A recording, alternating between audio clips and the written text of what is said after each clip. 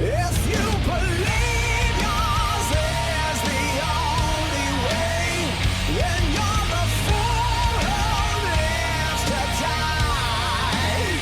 Will you deserve the hell you're gonna pay on the other side? On the other side. Once you reach the other side, there'll be no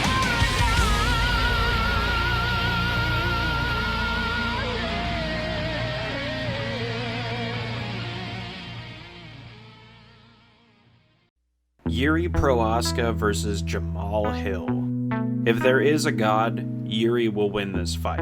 Although if that's the case, I'm willing to bet him and Yuri are pretty tight. The fact that there were two men fighting for the light heavyweight title, with one talking about how the other was cheating using supernatural forces, is genuinely hilarious to me in a way that I can't fully explain. Yes, everybody knows that, and he's doing these rituals before the fight.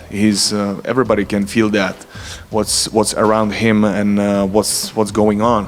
So, and I think Alex can't fight without that. But back on topic. Jamal Hill is finally awake from UFC 300. Nah, it's good to see him back in the cage, and not in front of a microphone. Jokes aside, he remains a top light heavyweight. The dude has power, speed, and a fight IQ that is, let's use the word, questionable at times. Mark my words when I say this. I do not plan on taking him down. I do not plan on wrestling him. I plan on going in there in where y'all think he's just this otherworldly guy because he did kickboxing and I didn't do kickboxing. I will knock him out.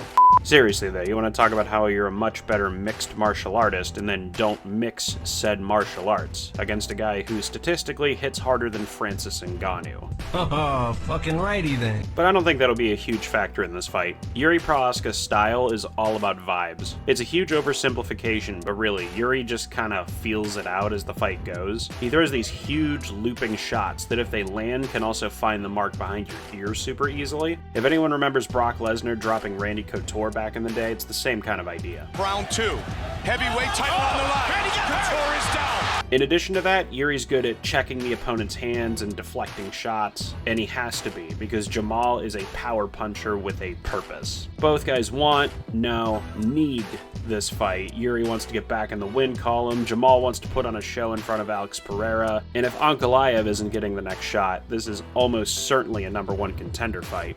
Jamal's going to have opportunities and openings. Hill has the power to finish it with one shot, but I'm not sure Yuri's the kind of guy to drop in one shot. I feel like this fight's either going to be a war or one guy is going to chin the other in 30 seconds and it'll mark the beginning of the end for them. And adjusting it, he might have hurt himself. Tragically, I'm going to pick Jamal Hill to win this one, and I fully expect him to peacock and cringy on his way into another title shot as a result. Guy beat Old Man Glover 2 years ago for the belt, acted like he just beat a prime John Jones, and then immediately got flatlined by Alex. But hey, people like to clown on him on social media, so I guess he deserves a shot more than Ankalaev.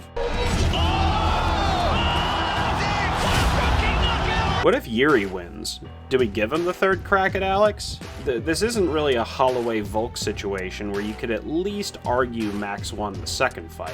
We've seen it twice and both results were pretty definitive. Fights don't generally boil down to one black or white element, but in this matchup it does. Yuri doesn't have very good striking defense, and Alex Pereira is one of the best strikers in UFC history. What's Yuri's future at 205? I just don't see them giving him a third crack at Alex, and unless Alex moves up to heavyweight, it's tough to see Yuri winning the belt in the Alex era. Editor's note, the Pereira era was right there, dude. Yuri's been tied to middleweight for a little while now. Does he beat Dricus? I mean, maybe, but then why take this fight at light heavyweight?